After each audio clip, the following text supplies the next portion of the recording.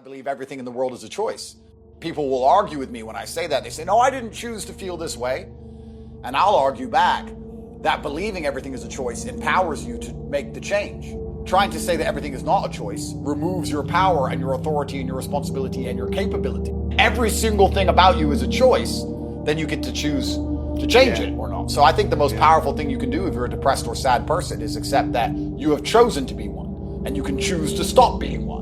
And that's the mindset which allows you to be most competitive in the world. Surely your mindset as a man, especially in the world today, should be the mindset which allows you to be most competitive and win. If I believe the sky is green, but it doubles my net worth, I mean, is that true? To me, it's true. My net worth is doubled. You can say the sky is blue all day long. I'm saying it's green. My net worth is doubled because of it. I have the result, the tangible result of it. So what is truth? What even is true and false? All of history is a lie. Everything on the news is a lie. Everything they say about me is a lie. Like what even is true and false? True and false is adopting the mindset or the strategies which allow you to compete and win. That's what's true. It's like fighting, right? People say lucky punch. There's no such thing as a lucky punch. It landed and you threw it. That's a punch. And that's a punch you've been training for. So what is true? Well, for me, what is true is what allows me to feel most powerful. That's what's true to me. When I look at scenarios or situations, I sit and say, well, option A makes me feel weak and helpless, and option B makes me feel powerful, so I believe B to be true. And that's where my whole worldview comes from. The primary objective of my thoughts and feelings and reality is to win. The only reason my brain activates is to win. It's not to feel happy. It's not on some garbage, endless quest for what might be true. It's to win all of the time. And if you're going to be that way, you're going to be prepared to come up with certain thought patterns or certain recognitions of how the matrix operates, of how this simulation plays out, which are perhaps very unpopular with other people. But I want to win. So, I mean, I'll say it now because it's my most famous saying, and it upsets everybody. I say women can't drive. Everyone loses their mind. I've been in a car with women and they've crashed it. Every time they're crashing or they can't park. I know I'm not supposed to say it, but that's what I've seen. I can't win if I die, so I don't let women drive me. That's the bottom line of it. And you'll sit there and people will say, oh, but that's not true. Look at the insurance data. I don't care about the insurance data. I don't care what you show me. I don't care what bullshit numbers you pull out from the matrix. I have seen it with my eyes. And I believe I stand a better chance of living if I drive myself. I optimize for competitiveness and I optimize for performance in all things, which is very unpopular with a lot of people. Most people don't optimize for that. Most people optimize for the worst thing possible. Do you know what it is? Do you know the worst possible mindset you can try and optimize your life for? Happiness. Happiness is for women and children. You're allowed to be happy as a woman, and you're allowed to be happy as a kid. As a man, if you wake up and go, I want to be happy today, you're going to do unimportant, narcissistic, hedonistic garbage. You're either going to eat too much, drink too much, take drugs, sit around and play video games, smoke weed. You're not going to achieve anything if you want to be happy. It's ultimately temporary, and you sit there and go, I want to be happy today, I want a happy day. You're not going to achieve anything. As a man, 99% of the time, you're going to be stressed or annoyed about something that's just happened, currently happening, or about to happen. That's life. We live constantly anxious. We have a lot of things to do. And you either suffer the consequence of the stress it requires to be a somebody, or you suffer the consequence of having no stress because you're a fucking nobody and you work in Starbucks and then you're a no one. There's no escape the eternal suffering of man.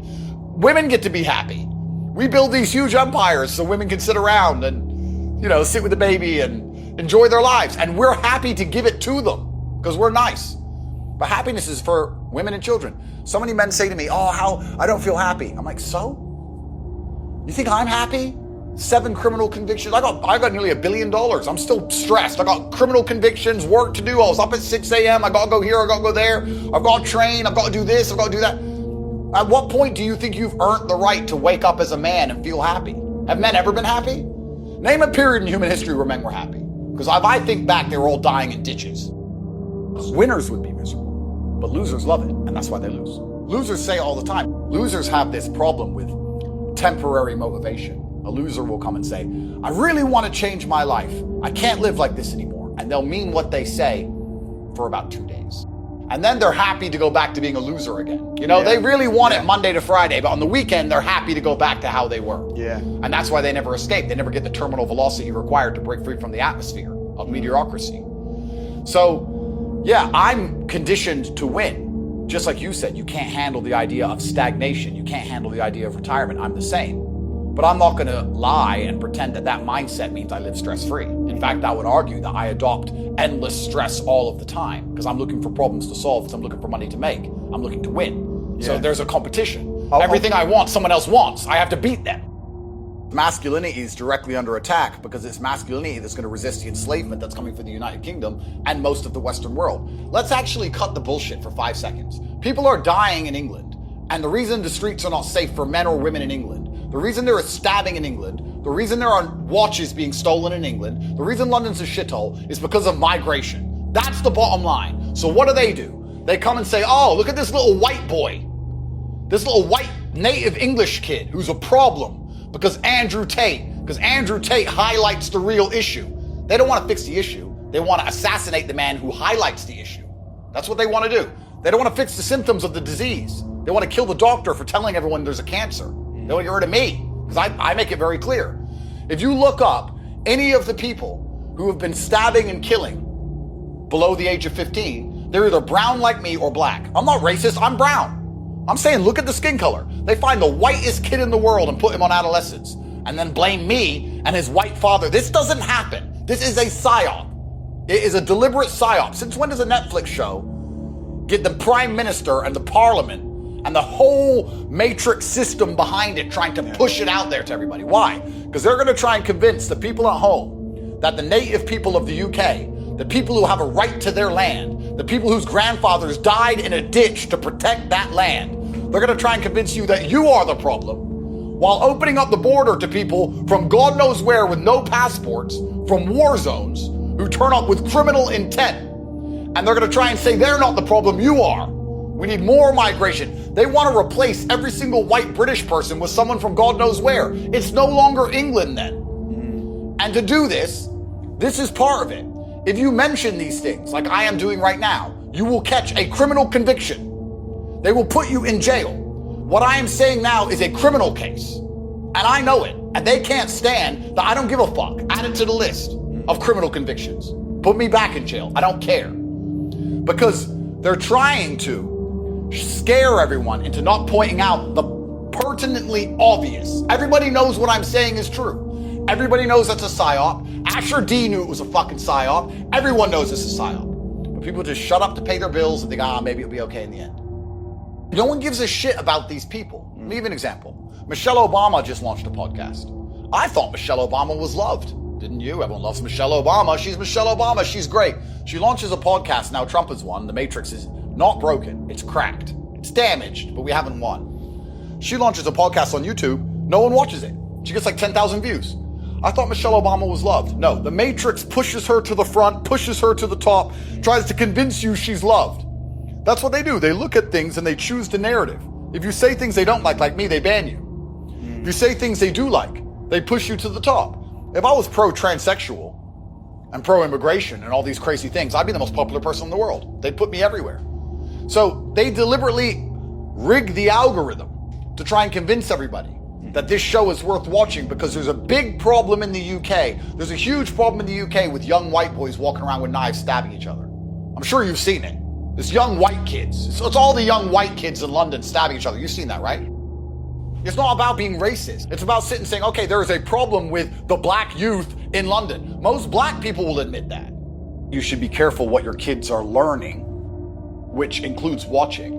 But if you want to be a responsible parent and you want to be worried about what your children are digesting in the modern world, then sure, adolescents should now encourage you to go and complain at your local school for teaching them LGBT bullshit at the age of 8 and trying to sexualize children. That's all in the school you're sending them to. You want to worry about me? Forget me. If you really want to watch adolescents and sit and go, I'm really concerned about my child's state of mind, go down to the school you send your kid to and learn what they're learning about sex. No 8-year-old needs to know about this shit. None. You only tell children an idea when the idea is too ridiculous for parents to believe, for adults to believe. Yeah. That's why you tell kids about Santa Claus. They don't know any better. They're deliberately aiming at the kids young because they're susceptible. Don't complain about me. Go complain at your local school. Then scroll YouTube. You think I'm the worst person on YouTube for saying what? Go to the gym, take responsibility for yourself, stick up for yourself, say what you really believe in, be accountable. I'm the worst person in the world. Scroll up and down YouTube. See all these fucking men putting on makeup and sexualizing kids and all this crazy shit. You're worried about me? I'm not saying I'm a saint either. But to try and sit and pretend that I'm the reason bad things happen is not only disingenuous, it is heinous and it is evil, and they're doing this on purpose because they fear my influence. Recently they said, oh, there was a man who killed 4 people and he listened to an Andrew Tate video. And they put it all in the papers. I'm gonna have to sue the papers now. Did he listen to an Andrew Tate video? I don't know. Maybe. However, that's not what I talk about. I advocate for stoicism and mental control. I do not advocate for murdering people. 1. Secondly, he also listened to a Taylor Swift song. Did we talk about that? He also drinks water. You know, he also visited France on holiday. Like, what the fuck does that have to do with me? This person's had a whole life for 30 years and done unlimited things. You can tie him to anything. And they just say, oh, we found in his browser 6 years ago a video of Andrew making a joke about a car. He is why the Tate murderer. This is a setup. This is a psyop. And the British government, I'll make it very clear. Great Britain, hello, you, yes. The British government is coming for me, trying their very best to put me in jail for 10 to 20 years for no reason. And they know it's no reason because it's full Stasi, full USSR lockdown communism. And they can't stand the fact that I highlight how corrupt they are. Let me make something very clear to you because a lot of people at home, especially in England, don't understand why they're being replaced. Let me explain why they're being replaced. For everyone at home who's confused, why are they replacing all the white British people with all the other people? Let me tell you exactly why they're doing it. Keir Starmer's not the leader of anything. Keir Starmer's not the boss. He may be in charge of the government, but if he has an idea, if he has an implementation, he needs to go to other people. He has to fight against the House of Commons. He has to get it through the House of Lords. He can't decide with the whiff of his hand if somebody lives or dies. Now, the leader in Dubai is the leader. And the leader in Saudi is the leader. They're the real leader. They have absolute power. They're an absolute monarch. Our leaders don't have that. But they want to be an absolute monarch. They want to turn the UK into a third world nation so they get to be third world leaders. Because third world leaders rule with absolute force, no accountability, and they can steal as much as they want. So they're trying to replace everybody who understands tax code, replace everybody who understands law, replace everybody who understands that Great Britain is more than just a line on a map. It's someone's land that someone died for. They want to replace all of it with random third worlders who have no vested interest in the country so they can just steal as much as they want without ever getting in trouble. And anyone who highlights it, any of the foreigners which are particularly astute and pay enough attention to realize, well, they just get their heads chopped off because they now get to rule the third world nation, which the UK is going to become like a third world leader does, with absolute force. That's all they want to do. They're tired of the rule of law. They're tired of this. They're tired of the fact they have to put me through a court case. They don't want me around. I don't like Andrew. I don't like what he says. Get rid of Andrew. He has to go to court. Yeah, they can set it up, and they will. They'll rig it. But they still have to put me through court. They have to... If I piss them off, and they were a third world leader, they just put a bullet in my head. So get rid of him. Same day. Lock him in a room. Get rid of him. That's what they want to do. The UK population is being replaced. And that's why things like adolescence are actually so heinous. Let's analyze this. Imagine the depravity in the hearts of the leaders of a nation which are replacing the population with third worlders primarily so they can steal and plunder a once great empire. And as they do it, they convince the last remnants of native men that the problem is them. Not the new people, it's you. You people who grew up here, who fought for this place, who lived here, whose parents died for this place, whose uncles were in the mines, who have paid taxes, you're the problem. Not the immigrants who turn up and take all the free money. You are. Look at adolescents. Look at this 13-year-old boy who kills people. As we know, very recently in Southport, we know it wasn't a little white boy killing little girls. We know that. And they will still attempt to psyop us. And you know what breaks my heart the most? Breaks my heart the most is that the average English person is going to sit there and watch that shit and say, yeah, Andrew Tate's a misogynist. You know, you get to a point where some people just deserve to lose. I mean, I thought the UK was full of lions. Remember 3 lions on a shirt? Where the fuck's the lion? Where's the protests outside Parliament? And this is the point when I'm talking about the lion inside of the UK. I'm not talking about individuals. I'm talking about the general culture and spirit of resistance that the British used to have. which has been completely eroded. The average English man now has become a eunuch. An English man will walk outside his house and fight another English man over a fucking football team, but won't fight some foreigner who's in his fucking daughter. It's ridiculous. There has to be a cultural shift. Forget color, forget white, black, brown, whatever. There has to be a cultural shift where the Muslims, the black people, the white people, everyone gets together and says, nah, we're tired of being fucking robbed. We're tired of all these people coming in. We're tired of this whole scam. And then it all ends. But it's an abusive relationship. It's like a woman who's with an abusive man. As long as she stays, he's gonna abuse her. She has to stand up for herself at some point, or it never ends. And the people of the UK are not standing up for themselves. And to answer your question, what would I do personally? Well, I've made it clear what I would do. I've tried my very best to rally the troops. I've tried my very best to inspire people. Most of the people in the UK have betrayed me. Because in person, I've never had a negative interaction with anyone ever. Everyone loves me. Of course. But on the internet, under this post, there'll be some idiot. Andrew Tate is accused. I'm accused by fucking Romanians. Yes, hello. idiot. Romanians have accused me. Do you understand that means nothing? I've done my very best to rally and inspire the troops and destroyed my own life doing it. I didn't need to do this. I have money. I don't have to. I could just disappear and live on a boat. I did this and destroyed my own life in an attempt to rally the troops. So that's what I would do personally. I would fight, of course. I saw some guy, I don't know his name. He was on Twitter. Skinny little dipshit. Begging for the government to tax us more. Every revolution in history began with the assassination of the tax man, not sucking the tax man off, hoping he taxes you more. That's not a revolution. Right. That is garbage. And the fact that he thinks giving the UK government any more money when they do nothing but waste it. They have hundreds of billions for Ukraine. Hundreds of billions for Ukraine. Why? Because they launder it. So he thinks, let's give the criminals who steal all the money more of our money and maybe it'll all work out because our kids need a future. There's no future as long as you're dealing with crooks, sir. And if you think you could tax rich people, you're also an idiot. Right. Because let me tell you from a rich person, we leave. There is no rich person on the planet or restructure things. That's right. I can restructure my life and still visit England and enjoy England while having my wealth elsewhere and not pay the taxes. So he obviously doesn't know very much for an economics fucking whatever he's supposed to. Let's analyze this. Like professionals. Let's be professionals. Go on. Labor come in. They're gonna put everyone's taxes up, fuck everyone over, remove the winter fuel allowance and wreck everybody. All of a sudden, out of nowhere, some skinny dipshit is all over the internet begging for higher taxes just before the higher taxes come. Is this a coincidence?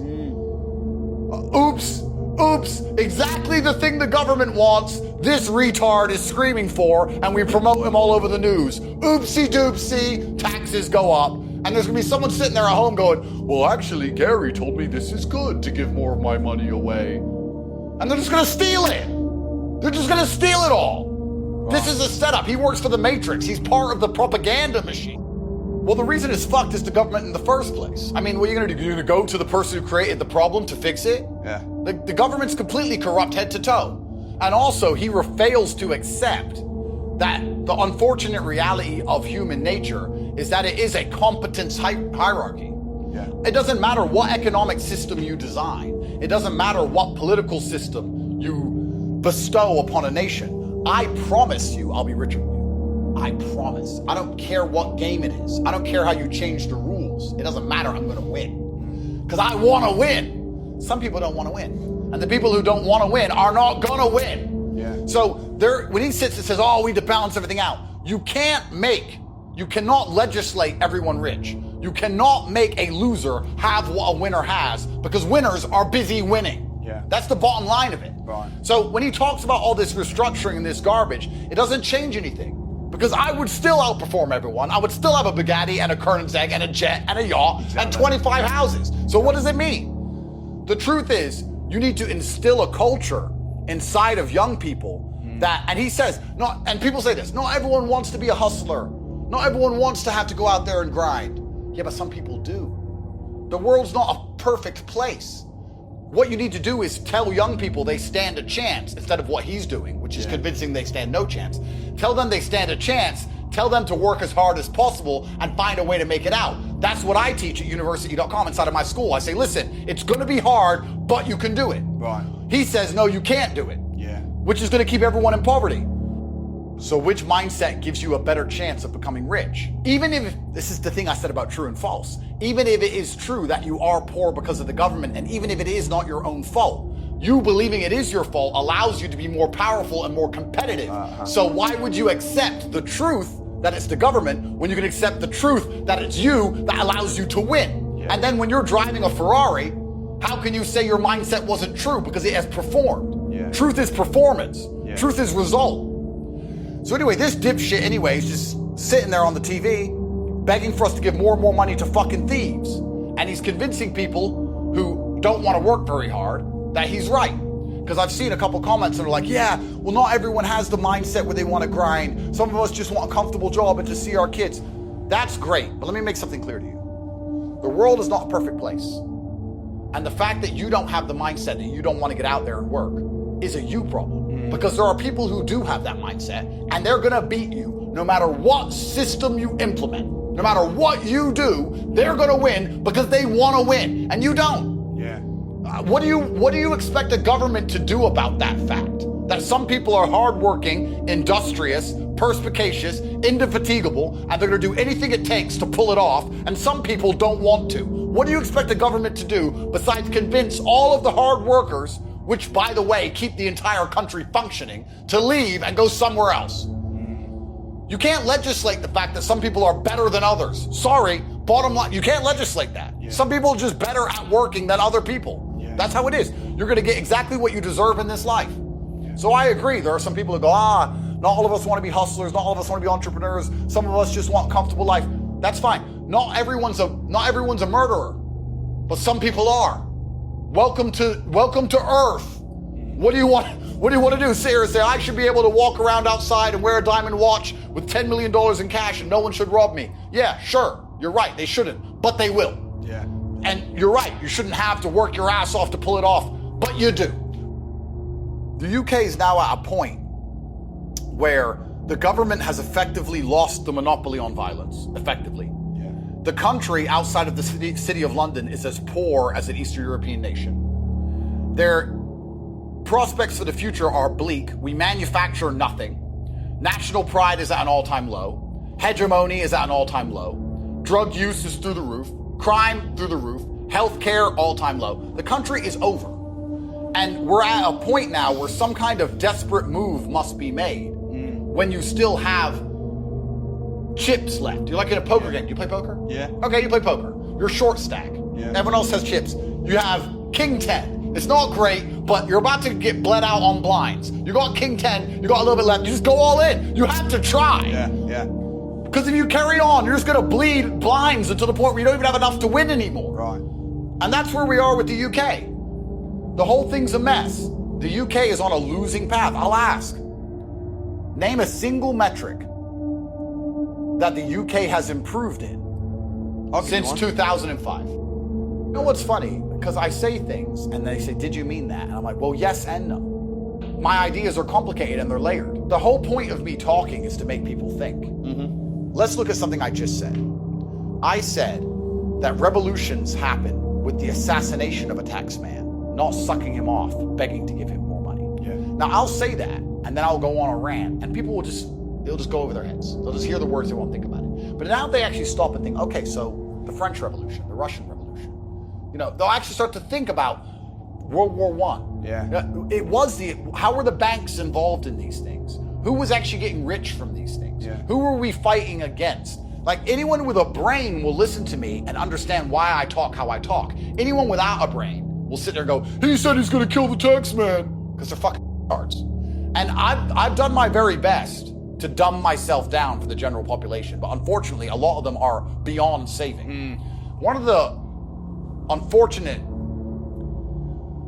consequences of my current legal troubles are it's forced me to lose a lot of faith in humanity once again.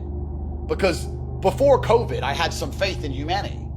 But if you would have told me before COVID what they were going to do to us during COVID, I said, no way. No way would we believe this shit and put up with this crap. And they did it for 4 long years. I lost faith in people. I was like, people are idiots. But then COVID ended and we started to recover. And I was like, maybe people have learned the media lies. Maybe they understand now that the primary objective of the media is to psychologically prepare people for what's about to happen. It's not to tell you what's happened. Right. It's to prepare your mind for what's about to happen. Let me give you a very simple example. Gary Stevenson. High taxes are good for you. Let's put up the taxes. It's gonna make the country rich again. Your kids are gonna have a future. High taxes. He's taking a dildo somewhere in the back room because they got fucking blackmail on him so he never tells the truth. He takes the dildo and the money. He's telling you to give your money away. And then guess what's gonna happen? Taxes are gonna go up. I'll tell you the most easiest and simple example of this that I identified in modern times. Remember when P. Diddy beat that girl up in the hotel and that video was everywhere? Yeah. When that video came out, I said to Tristan, they're gonna arrest P. Diddy. He goes, why? I said, that video is from 10 years ago. They were sitting on that video in the Matrix archives for 10 long years and never saw the light of day. One day, it's everywhere. And everyone's saying, P. Diddy's a piece of shit, P. Diddy's a piece of shit. 6 days later, jail. They prepare your mind for what they want you to accept. Same with me.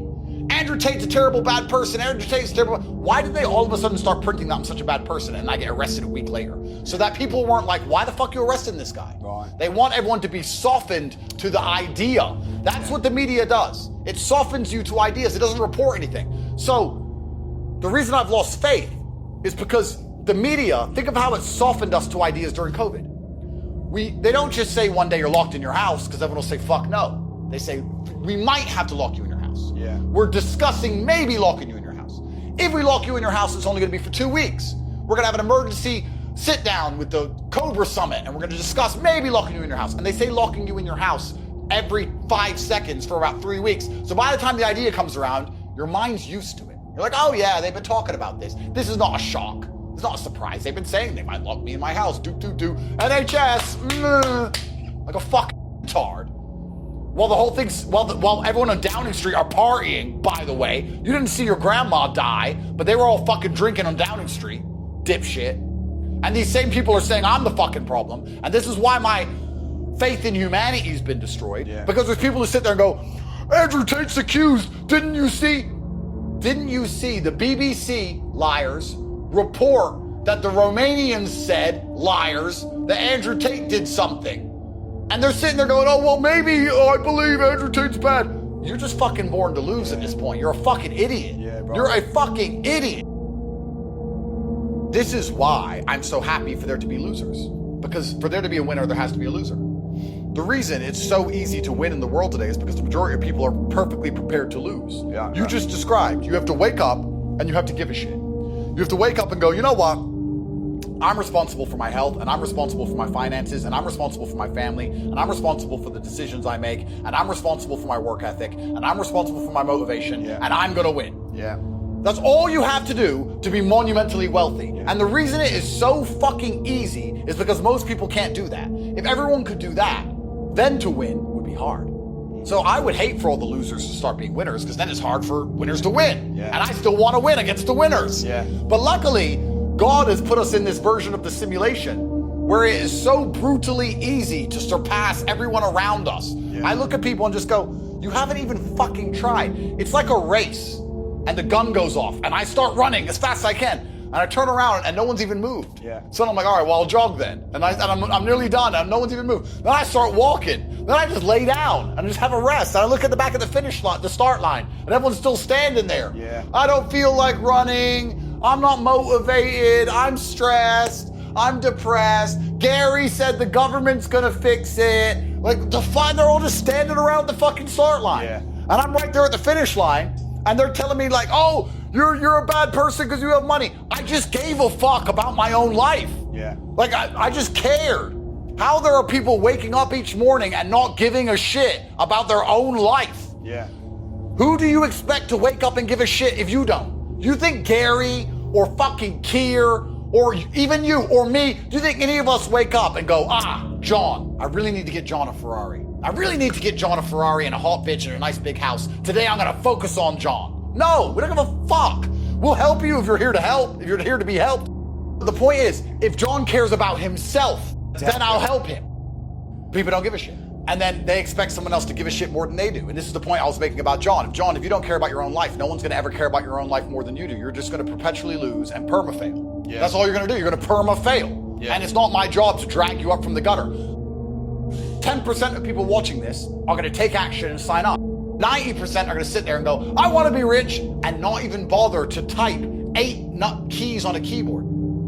The dream, the primary objective of financial freedom isn't Lambos and yachts and these things. It's to not have constant anxiety, stress, and worry and complaints about health or having children or your mother needs you or your car breaking down. It's just knowing that all of life's little problems can be fixed because you have money, because you can pay someone else to fix them. To achieve this dream, men in the 1800s would get into wagons and cross the uninhabited terrain or the unexplored terrain of the United States, risk murder or kidnapped by the Native Americans, risk malaria or typhoid, and they'd spend 6 weeks traveling from the east of America to go all the way out west. And if they made it alive, they'd buy a shovel and stand in the desert heat all day long, digging in the sand for little pieces of gold. Yeah. The gold rush, people lost their lives for a chance at financial freedom. And nowadays you say to someone, you haven't got to do that. You haven't got to go die in a trench. You don't have to take a 6-week journey across unexplored terrain and risk your life. You haven't got to do that. You know what you have to do? You have to type on a keyboard. You can be rich if you type on a keyboard. Yeah. Go to CobraTate.com, sign up for the newsletter, type on a keyboard. They're gonna go, yeah, later. How the fuck do you help these people? Yeah. What can I do? What words can I say? Yeah. And then they're gonna sit there and go, oh yeah, the government's gonna save me. The government is never gonna save a fucking loser like you. You're a fucking loser. You deserve to lose. I don't feel sorry for you at all. Because when I had nothing, I'd do anything it fucking took. Yeah. If you told me I had to only type on a keyboard, I would have typed on that keyboard non-stop for fucking 72 hours, let alone 8 strokes. Most people who are losing deserve to lose. I've reached the level now, and I don't want to be pessimistic, but you get to a point where you start to realize after a while, you look around you and go, people get what they deserve to some degree. There is some form of cosmic karmic justice. Yeah. When I meet the kids and people I went to school with who are the same age as me, from the same terrible background I'm from, and they have these same shit lives, I refuse to believe that their own decisions didn't keep them there. Yeah. You're in the same town, in the same area, smoking weed with no fucking money. We went to the same school. I'm one of the most known people on the planet with hundreds of millions. You have fuck all. You cannot sit here and tell me that your own decisions had no part to play in this. Yeah. Of course it did. Hate never comes from above. Hate comes from below. Yeah. And I think also, like, there's going to be a bunch of people who may say, oh, I don't like Tate. That's fine. When you become a cultural phenomenon, when you become the most discussed person in every classroom and all around the world, when you get attacked by the Matrix and thrown in jail, and you're the subject of conversations in Parliament, when you've achieved a fraction of what I've achieved, then you can sit there and start to have an opinion. Because for now, you're an anon account on the internet. Yeah. So fuck you. Yeah. Like, these people don't matter. No. And you know what these people would do if they saw me in person? Beg for a photo. Right. Because they've done it. I have seen people beg me for a photo, post the photo, and then someone said to me, look at this guy, he posted a photo with you. Look what he said 3 months ago saying you're a bad person. Yeah. They don't give it, they'll just fucking type shit. 100%. They're clowns. Yeah, 100%. They're clowns. Hate never comes from above. Everyone I mean who's famous and successful, everyone I mean who's doing something with their lives, cool. Yeah. There's always just some loser, some bitter idiot in their house. Wisdom, in general, comes from the brutal feedback of life. Yeah. I think when we talked about self-accountability, if you have true, actual self-accountability, if you do not need someone to keep that one part of your psyche functioning, if that one part of your psyche is active, then it's like an AI learning machine. I believe there are some common themes of life that I have identified. Like I said, an AI learning machine. An AI learning machine, you give it a set of parameters, and then you set it off to learn. And then it learns by itself, and this is how it becomes smart, by sticking within the parameters. If you manage to turn on absolute self-accountability and perspicacity inside of your own mind, you're now going to pay attention to everything around you, and you're going to self-learn. And I've self-learned a few basic things which turn out to be true, I would argue, across all socioeconomic brackets. And the first one, and perhaps I'm wrong on this, but I seem to identify this terribly destructive thought pattern in people, where they seem to believe that their enemies will have mercy on them at some point. Right.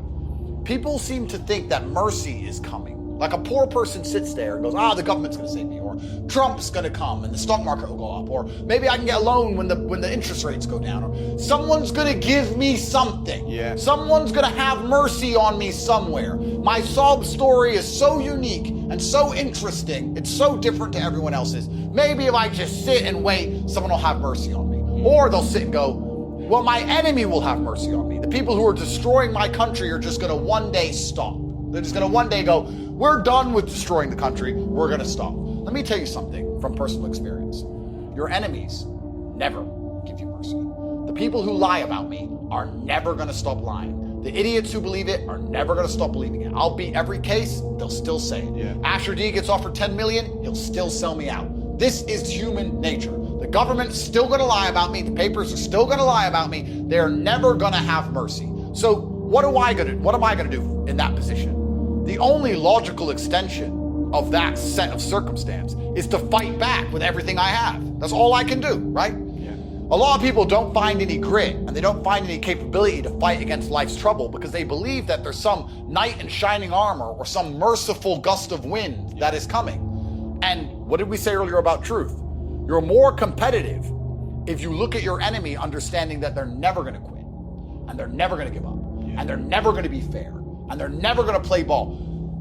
How unfair is what they've done to me? I've never been convicted. Yeah. Ever. And the media. I've never been convicted of any crime in my life. Yeah.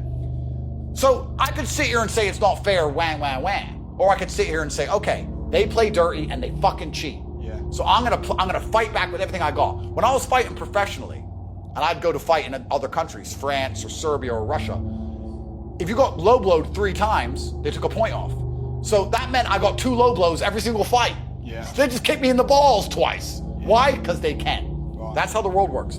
So a lot of people, I agree, perhaps I'm dealing with it at a higher echelon because I have a higher reward for solving the issue. I get a lot more out of life if I fix it. But you can look at anybody at any socioeconomic point in the ladder, and if they stop feeling sorry for themselves and stop hoping for mercy from their enemy, stop hoping for quarter from the barbarians which are at the gate, they're going to do better and fix a lot of their problems and take absolute accountability like we talked about. Yeah. The worst thing you can probably do in the world today is save money. I mean, to just sit on money is the most foolish thing a person does. Only poor people save money. Yeah. Poor people will say they'll save up 10 grand or 20 grand and they'll sit there for a rainy day. And you're going to sit there working your ass off for pound notes, putting them in a bank while the government prints them out of fucking thin air and deflates your currency. Yeah. You're an idiot because that money is losing value every single year. I remember when I was a teenager, 20 years ago, whatever, 10 grand meant something. Yeah. 10 grand means nothing now. Yeah. 10 grand is lunch in London. It's lunch. Like, what can you do with 10 grand? You can't buy a car. You can't buy a house. You can literally buy a jacket. Maybe a jacket and some shoes for 10 grand. Like, 10 grand is fuck all now. Yeah. So money's losing value rapidly. And what's going to be left is, as you described about me living in my house, what's going to be left instead of the money are things that matter, real things. Food matters, shelter matters, real things matter. Yeah. So yes, I understand there's a lot of money that can be made in property. I just have this very pessimistic view. But yeah, it's an interesting economic situation we're in, and it's unprecedented because truthfully, it is. AI is coming, people are going to start losing their jobs. These tariffs have happened now. Trump's come along, which is a recent development, and I'll be honest, I've been doing a lot of research. Even I haven't come to the conclusion whether they're a good or a bad thing. Even I don't know. It's complicated. Yeah, it is. It's a very complicated thing. So the whole world's changing in a way like never before. All the Western nations that people used to consider safe investments have now been deemed, for a lot of people, risky investments. A lot of things are changing all of the time. England, they'll lock you up for talking. So do you want a house there, really? I don't know.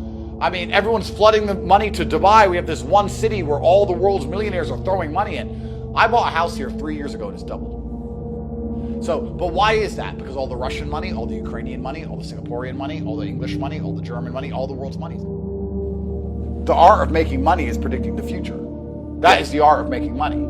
Tomorrow's news is what pays you. If you knew tomorrow's news, you'd be a trillionaire. If you could read tomorrow's newspaper, right? So the art of making money is predicting the future. Buying a house is predicting the future. About this, a nice area, a nice school, whatever. Buying Bitcoin is predicting the future. Starting a business is predicting the future. In 3 weeks, people are going to want to buy coffee from here. You have to be able to predict the future. It's getting more and more difficult to accurately predict the future because we're living in such a chaotic timeline now. Yeah. With so many disruptors. Yeah. Cryptocurrency is a disruptor to the global system of finance. AI is a global disruptor on nearly every level you can possibly fathom. These tariffs are a global disruptor. Once again, this has changed the game and changed the world in a way that I'm struggling to calculate. Let me explain why I'm trying to analyze whether these tariffs are good or bad, and I'm struggling. Because China is the primary producer, and America and China now have this problem. And America is saying, we're going to put a tariff on your imported goods so that people open their factories inside of America so there's no tariff applied to the good. So if we have to make these cups, instead of having a cup factory in China, because there's tariffs on the product, which makes them expensive to import, we're going to open a cup factory in America. So when the cup's made, there's no tax on top of it, which makes it cheaper to bring jobs home. Problem is, China owns the verticals of the entire production process. So if we bring the cup factory back to America, but the porcelain is still made in China, and they put a tariff on the porcelain. So now we're just assembling the raw materials, and we're still paying the tariff. And now everything's more expensive than it was. There are more jobs in America, but none of the actual cost has been fixed. And it's that way with lots of things, especially with China, with like pharmaceuticals or electric vehicles. I know we have Tesla and Elon, or certain types of electronics and certain things they do. The Chinese, they own everything from the cobalt coming out of the ground and the uranium coming out of the ground in the Central African Republic, because they own that government, all the way up to all the processing elements, all the way up to the actual final construction. So us coming along with a factory and trying to do the final construction, it's like IKEA. We want to take the IKEA tables and put them together, but they own the wood. So it's actually really complicated. It is. So you add in AI, you add in the fact that we're basically in World War III between Russia and Ukraine. You add in the fact that the Western European governments have become communistic shitholes. You add in the fact that cryptocurrency is here, which a lot of people believed after Trump came in and made a strategic Bitcoin reserve would be up to $400,000 or $500,000 a coin. It crashed today to 75,000. Why? I don't fucking know. Nobody knows. Everything's fucked. So you're sitting there going, well, I have to predict the future. What allows me to compete and predict the future because everything's so chaotic? The only thing I can predict is that I'm going to work harder than everyone else. I'm going to get up earlier than everyone else. I'm going to pay more attention than everybody else. I'm going to research harder than everyone else. I'm not going to feel sorry for myself. I'm going to dedicate myself. I'm going to find some fucking money. That's what I'm going to do. So that's right now, it's almost like go 100% in on yourself season, because you can't even, and I'll apply this to what I do. Maybe it applies to you also.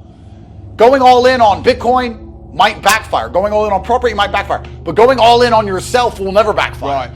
So my mentality currently is I just need to make sure I'm my absolute best self all of the time, and I am permanently motivated to do whatever it takes to win, and I'm the most adaptable. Darwin said it's the most adaptable of the species that survives. It's not the biggest, it's not the strongest, it's the one that identifies that the forest is disappearing quickest and grows grows some fins and jumps in the ocean. So it's adaptability season now.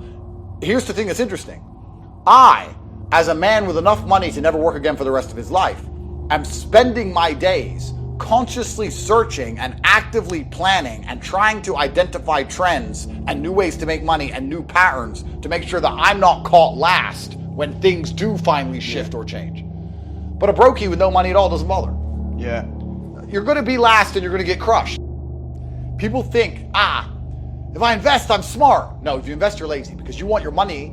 We all want our money to work for us. And of course. But I work for my money, and my money works for me too. I do both. If you only want your money to work for you, you're doing that so you don't work.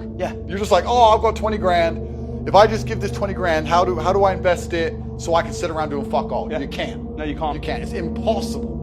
So you have to do the work yourself. Investment is this lazy man's dream.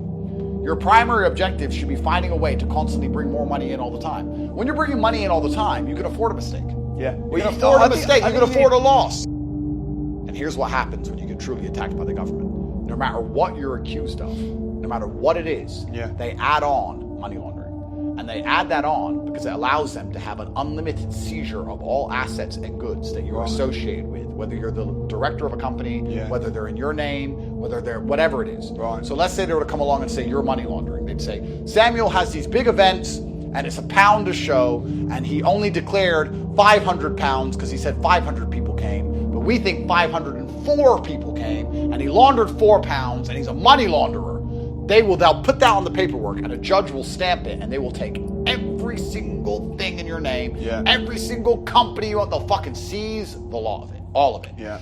Trust is more complicated for them to do. So if you're going to do it properly, you want to do it with the trust. But a lot of these things then come down to, and I talk about things quite philosophically as opposed to the nitty-gritty of it because those individual scenarios are different. But philosophically, a lot of these things come down to, when I describe these scenarios, people go, but that won't happen to me. Yeah. That's how people think. They're like, I buy the house in my name, that won't happen to me. Or a lot of people can only achieve financing for the house in their name. So they have no choice. It's difficult to do it through a trust. Where are they going to get the money from? Yeah. You have cash. Yeah. I have cash. I can buy a house for $20 million and under a Cayman Islands trust. If I'm trying to achieve a mortgage in my name and showing my bank statements, it's a lot harder. But that leaves you very susceptible to the matrix and the system. Let's imagine you buy a house in your name, you get a loan, you have a mortgage, you're paying it off, it's a 20-year mortgage, you're 7 years in, and then your job tells you that you have to wear a mask and get this experimental vaccine, otherwise you're going to be fired. And if you're fired, you can't pay for the house that you've dedicated 7 years of your life to, and the house can't move, and you can't move, and you're stuck there. What are you going to do? Yeah. You become a slave. You're going to obey. Yeah. This is what's going to happen. So, I mean, Bitcoin, I guess you could say you don't have that problem, but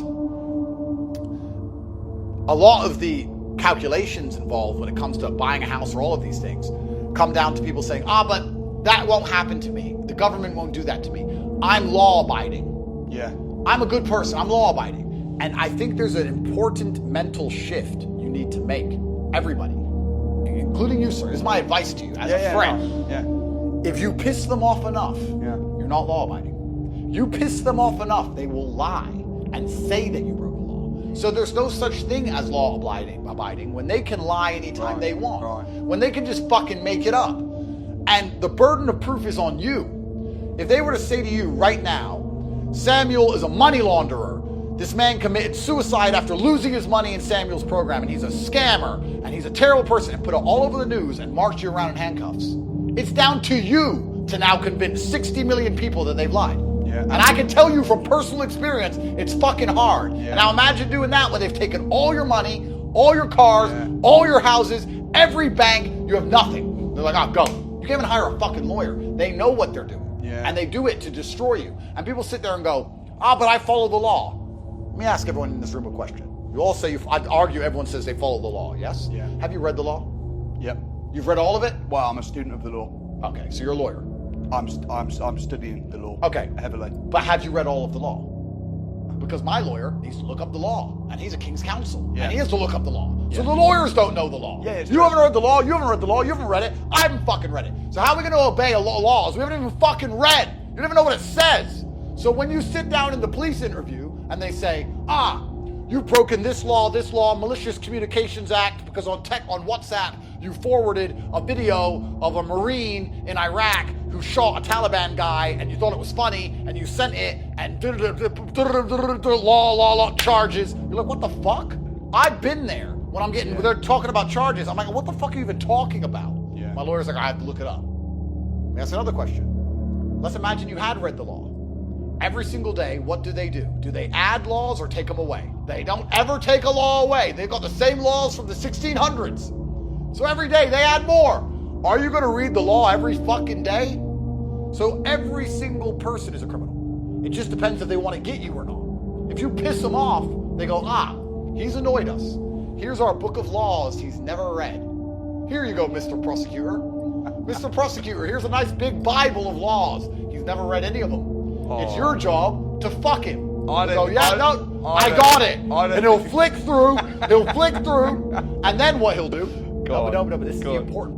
When he chooses his laws to fuck you with, then he goes back, calls the BBC, calls the newspapers, and says, we're about to fuck Samuel with this and this and this. We'll just make something up. We're about to fuck Samuel with speeding, whatever it is. Then the papers start showing you in your Range Rover. Boom, your Range Rover, today's picture. Samuel Leeds, millionaire, eccentric millionaire, drives recklessly. It'll be all the papers. What the fuck's going on? Boom. Before you know it, they bust in your door. You speed, and they fucking shoot you dead. And it's scary So you have to now, as an intelligent person, you have two choices. You either go all in on a government you believe in, like I believe in the Dubai government more than I believe in the Western governments, or you try and decentralize and have property here, property there, different trusts, to try and spread it all out. But once you do that, then you become the worst enemy to little dipshit Gary, because now you've spread out all your fucking assets and all your money, and that little cuck comes along begging for you to take a dildo like he does, and you're like, fuck you, I'm not giving you half my money. Because this government, only reason I had to spread it out like this in the first place is because this government's fucking corrupt. So it's complicated. Has a king at any point in history ever not needed to defend his kingdom? No. So the bigger and more powerful your kingdom becomes, the war becomes certain. Right. So my only prayers for you as a friend is that somehow you manage to skirt the line of monumental success without ever pissing them off too much. But I have a strong feeling on a long enough time frame, if you continue to be monumentally successful like you are, something's going to happen. And they're going to get pissed off at you. And then you're going to sit and say, that Andrew Tate motherfucker. No, I'll ring you up, bro. 9 years ago. He told me 9 fucking years ago. And they're talking about some law. Your ability to speak freely is directly correlated to your insignificance. This is important. It's true. This is the first thing. The second thing, and this is also very important, they always want to have a gatekeeper over people who are freeing others from the matrix or freeing minds to some degree. They want you to have a boss of some sorts. Most people, you're quite a unique person. You're like me. You are your own channel. You do your own thing. It's your own company. You follow the law. You're yourself. It's completely you. The most they could do to try and damage you, which they haven't done yet, so you have a few lives left, is try and remove your YouTube channel. But you'd get around that. You're smart. You'd get 4 or 5 other guys. You'd hire them. They'd be the voice. They'd get people into the seminar. You'd continue anyway. Let's say you're starting a movement. Enough people are coming, whatever. Let's say they identify for some reason they don't like what you're doing. They're going to sit and go, well, who's his manager? Let's tell his manager to shop. He hasn't got a manager. Well, who's his agent? He hasn't got an agent. Who's his boss? He ain't got a boss. Who are his sponsors? None. Yeah. So then what do? They come with the legal system. Most people, if you're an athlete, if you piss them off, you're off the team. If you're a singer, you piss them off, you're not on the label. If you're an actor, if you're Asher D, you have to agree that Andrew Tate is bad when him and I both know we grew up on the same streets. We grew up on the same streets with the same life. I don't fucking hold anything against him for his past with firearms because I know that life because I grew up in it. But he's sitting there pretending I'm a bad person because he has to take the contract. He has to get paid. He has a lot of kids. He has 7 kids or something to pay. So I'm not even mad at the guy. I understand it. But he has an agent, so he has to come to his agent. Everyone has to, right? There's gatekeepers the whole way around. But if you're a person like you or me, if you're self-made and you're making people think for themselves and you're highlighting all the problems with the system and you're self-made and you come out of nowhere, they're going to try and get rid of you. Which is why Gary is a fucking agent of the Matrix. Because he pops up out of fucking nowhere and they keep putting him on the TV begging for him to convince us to put our taxes up. He is fucking hired. He may not even know he's hired.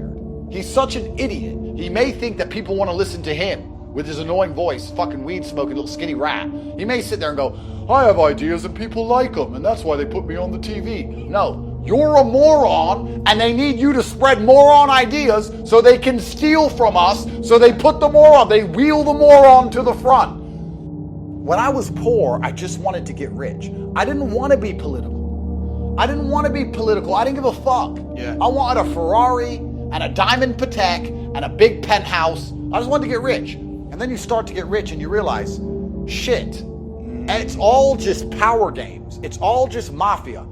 At the bottom, you have drug dealers and turf and murder and unfair setups and lies over drugs and money. And at the top, it's the same shit for fucking stocks and bonds, bro. It's the same mafia, same gangsters, same liars, same cheaters. It's amazing to me that people in the middle don't even get this. If you say to a person in the middle, average person, you say, look, why do we have a referee in a football game? They'll say, well, if you don't have a referee, people will cheat. So yes, so we agree. You need a referee in a football game because people will cheat. And if they cheat, they're going to win the football game. They're going to have more goals. And what's the reward for that? Fuck all. You're telling me people are so desperate to cheat that you need a referee in a football game and they're not going to be desperate to cheat in an election? To run a country? Or cheat a bank? To steal the billions of dollars? or cheat on the news to psyop a population or cheat on adolescents to replace the native British? You think they'll cheat in a fucking football game, but they won't cheat with things that matter? Yeah. Are you an idiot? It's all a scam. It's all a cheat. All they do is fucking lie. All of it's ever been a lie, all of the time. Your primary objective is to get rich to protect yourself. You can move. You don't want to, but you could. Yeah, of course. Most people can't. Yeah. That's your primary objective, but if you get too rich, you end up getting political anyway. Because it's just like, okay, well, I've got some money now. It's ice cubes, it's melting. I want to put it somewhere. Where the fuck do I put my money? Yeah. It's just like, what do I do with it? Yeah. Like, you can't just leave millions in a bank, because if you do, they'll seize it. The first thing you should do, and I'm not being anti that at all, you're completely correct, sir. Yeah. You need to get money, because money is adaptability. What did we say earlier? Adaptability allows you to be the most likely to survive. Yeah. What even is money? Money is the stored time and energy of other people. Yeah. That's all it is. Yeah. If you have a 20-pound note, you have the stored time and energy of someone else, because you can get someone to sweep the floor for that 20-pound note. Yeah. You can get other people to do your bidding. That's what money is. Yeah. Money is stored time and energy of other people. So if you want to escape somewhere, or if you want to do something and you want other people's help, you're going to need money. Yeah. So despite all of these political problems, despite all of this persecution I've talked about, despite the lawfare, despite the cheating of the system, despite Gary and his dildo, despite all this shit, the bottom line is you should be trying to get rich urgently. Yeah. What amazes me is that people don't feel the urgency. Yeah. I don't know what it's like in your courses, but some people are like, yeah, I'd like to be rich one day. When I was poor, I want to be rich today. And really, it's down to you as an individual. If you're a person who wakes up and you're prepared to work, it's amazing. You can use a fork or a spoon. You're gonna eat. All you have to do is pick it up and get to work. It's very difficult, and the stranglehold they have on the education system is one of the ways they manage to infect so many people's minds with these poisonous ideologies so young. My children, I'm in a fortunate scenario, but I've done the same thing as you. Yeah. I actually allow the girls to go to school, but they go to like a theater ballet school. It's more just running around and enjoying themselves. And as long as they do a lot of extracurricular activities, they're happy. The sons, they play chess, they do judo, they do karate, they do boxing. By the time that's all done every day, that's enough education. I believe a man learns enough about life getting his ass kicked and playing chess and having a strict father than he ever will in a shitty school. Yeah. The internet teaches everything school used to matter a lot more before the internet. There's not a single person now who needs to know a fact who can't get the phone out of the pocket. Right. So what, like, it's kind of weird. What are they, I kind of wonder, maybe even know more than me, what are kids learning nowadays? Because I remember back to what I used to learn, and I was saying, well, they don't learn those things anymore because all the information is on a phone. You don't need math because the calculator's on your phone. ChatGPT writes everything for you. Like, what are they even learning? I don't know what you're even doing in school. What are they learning? Or are they just being socially conditioned to permafail and watching repeat propaganda? That's what watch they'll be doing. adolescence and repeat propaganda. So your children are being psyoped and brainwashed.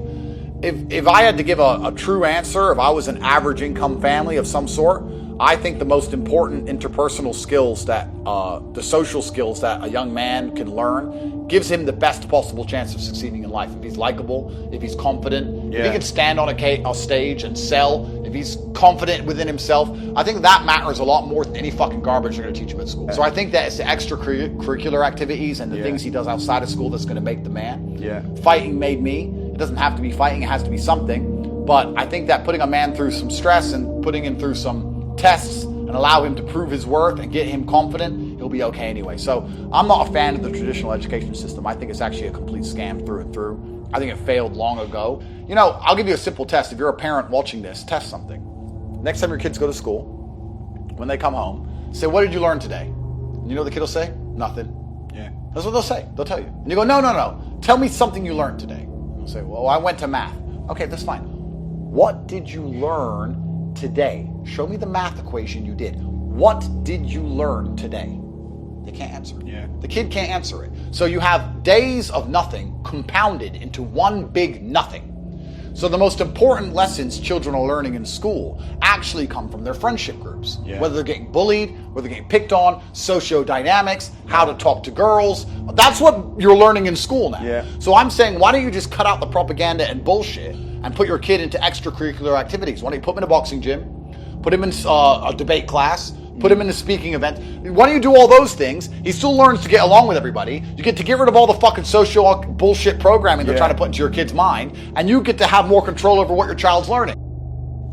If you're a man and you've watched this entire podcast and you do not take action and either go to my program or Samuel's or any other program, if you do not finish this podcast and decide to do something to make your life better than what it currently is, your love doesn't mean anything for your fucking kids. This is what's so amazing to me about broke people. Wow. I love my kids, but you don't love your kids enough to save them from being brainwashed. Wow. Because you don't love them enough to get wealthy enough to take them out of that school, which is convincing them to be brainwashed. Your children are walking to school amongst other kids who carry knives. You're risking your kid's life because you can't put them in a better school because you don't want to try hard. So what does your love even mean? As a man, your love only has value if you have capability. When a capable man says, I love you, that matters. When a loser man or a weak man or a lazy man says, I love you, it means nothing because he can't do anything with the love. It doesn't matter how much you love your kids if they're walking to school amongst fucking killers and being psyoped. Your love is empty. Women know this intrinsically. This is why when a loser says to a girl, I love you so much, she's like, I don't care. Because she knows you can't help her. You can't improve her life. You can't protect her. When a winner says, I love you, she feels it. Women know this intrinsically. So it's amazing to me that men will sit here. They'll ignore all the advice we've given. They'll take some time to leave a comment and say that I'm a bad person or that you're a bad person. And they'll go back to say, well, I love my kids, and not even fucking try hard enough to save their children from eternal slavery. You're allowing your bloodline to be bestowed with parasitic mind virus because you don't want to try. And then you want to sit there and say, oh, but I love my kids. No, you don't. If you're a brokey and you're not trying to escape, you don't even fucking love anybody. You don't even love yourself. That's the level it's reached now at this point where the world's so fucked. When I see a person of 40 years of age with no money and no drive, and he goes, oh, I really want to make it out. I was like, you don't give a shit about your family. You don't give a shit about your last name. You don't give a shit about yourself. You don't give a shit about anybody. You're a fucking scumbag. It's reached that point now. When I see somebody who's not trying, I don't like them. It's not about whether you've made it or not. When I meet people who don't try, I don't even like them.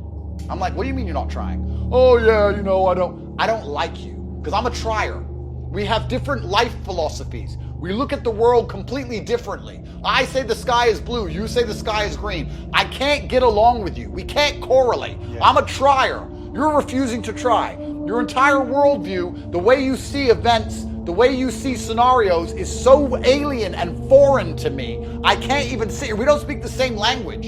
You're speaking Uzbek to me. I don't know what you're fucking talking about. I don't like those people because those people, every time I've ever tried to give them a chance, has done nothing but drag me down. I can't drag them up, but they can drag me down. Somehow. I can't get them anywhere, but they manage to anchor me. So I don't like those people. So if you're a full-grown man and you're watching this and you do not have the capability to take your entire family and move to Tokyo tomorrow for whatever reason, if you don't have that kind of finance or capability, you need to take a long, hard look in the mirror and say, what the fuck does my love even mean? What kind of man, what kind of head of the family even am I? I could say I love my wife all day long. I could say I love my kids all day long. What does that even mean if I'm not going to finish work and take an extra hour out of my day to try something new to escape the fucking matrix before all of this crumbles? Your love means nothing if you don't try. When AI becomes prevalent, what's so interesting about AI, people talk about how AI is going to replace people's jobs, etc. I can guess, and it is a guess, but it's quite an educated one, that when AI becomes prevalent, all it's going to do is make the poor poorer and the rich richer. Like everything else. Everything else that's come along has made the poor poorer and the rich richer. And I think the people who are hardworking and industrious and already have some assets and already rich and already paying attention and already have access to other smart people who have AI companies are going to become richer than ever before. And the poor people sitting on their fucking ass jerking off are going to be poorer than ever before. So the wealth divide's going to increase. The gap is going to become insurmountable. Now you can probably jump from one side to the other. It's going to become such a large gap, it's going to be nearly impossible. It's going to be have-nots and have-yachts. That's the end of it. You have to get rich now. This is what I don't understand. Oh, I lack motivation, but you don't have time. You don't have time. You have to get rich now, like today. People seem to think they have time. They seem to think that it's going to be fine if they try later or next week or 1 year. There's money to be made in fucking Iraq. There's money to be made anywhere if you're industrious and if you're paying attention. If they turn the internet off, the world's in a lot of trouble. But how do you plan for that? Well, I guess you decentralize. You have assets in lots of places, lots of hidden Bitcoin, lots of different houses, and know lots of people who are very important and influential. I guess that's the best thing you can do, and have absolute self-accountability. But it would be a very difficult and strange world if the internet got turned off. So I think I'm that's kind of scary. If you guys want to lose a lot of faith in humanity, I'll give you something to do. Oh, great. Why not? Why not? You're not like me. I can't get any more depressed or negative because I'm at the bottom. I'm happy at the bottom, but I'm like at the bottom of the ocean. You know, it's like I'm chill down there. I like it. I've lost faith in everything. Read on Wikipedia about the COVID pandemic. And it makes it sound like zombie apocalypse. Imagine you never lived through the COVID pandemic. You never saw it. And you just read about it. About people being locked in their houses and this many deaths. And this vaccine came out and vaccine deniers stopped people from getting the vaccine, which increased the deaths. And people were dying and emergency hospitals were built in 3 days. And da-da-da. And you're reading about it. It sounds like fucking World War V. It sounds like a complete apocalypse. It sounds like you're imagining it like you imagine those post-apocalyptic movies. Yeah. And you're reading it, and I'm reading it, and I'm thinking, I remember COVID. It was perfectly fucking fine. Yeah. It was normal. I drove around. Everyone was outside of McDonald's. I didn't even wear a mask. I told them to fuck off. It was fine. Yeah. But when you read about it, it sounds so scary. That's interesting. So imagine all the history we've ever been taught. All these events. Right. All these things we're supposed to know about. All these different versions of reality. All these events. This happened, that happened. All of it's a fucking scam. When you read about COVID, you're going to realize that nothing we even understand about the world is real. And perhaps this is the perfect full circle. How do you predict the future if you don't know the past? Well, I guess you can't. How do you live in the present when all the media and everything around you is nothing but lies and deception? Once again, it's difficult. So the best thing you can do is take absolute self-accountability, blame yourself for everything, and get rich as fast as you want.